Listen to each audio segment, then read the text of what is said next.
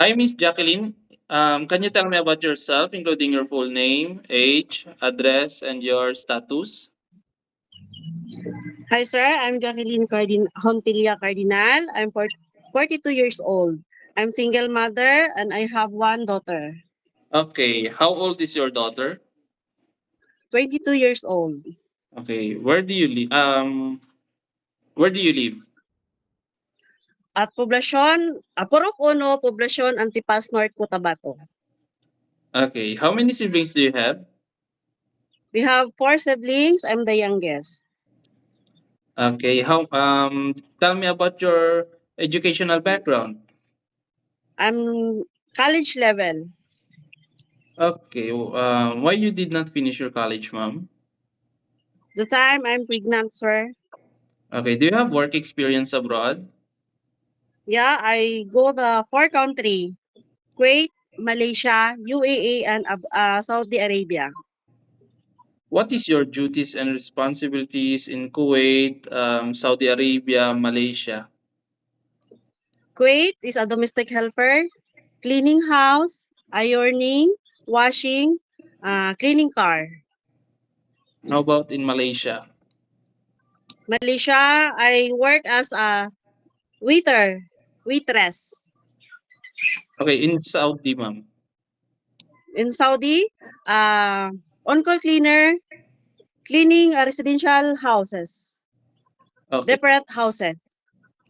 Okay, how about in UAE? UAE, I am a babysitter, Okay. uh, bringing baby in the school every day. Okay, how would you did you finish all your contracts? Yes, sir, I finished my contract. Okay, how would you describe yourself?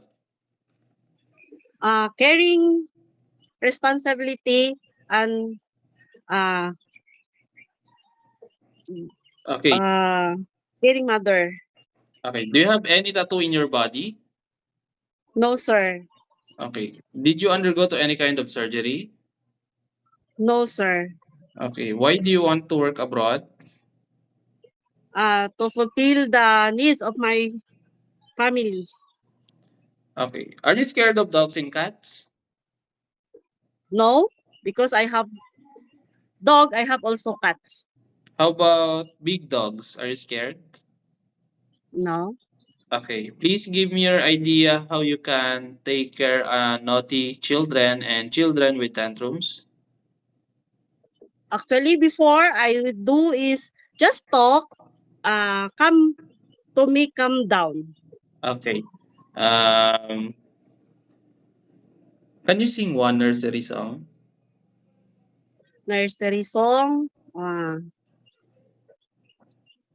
Twinkle, twinkle, little star, how I wonder what you are.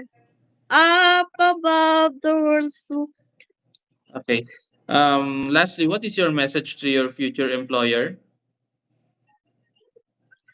I hope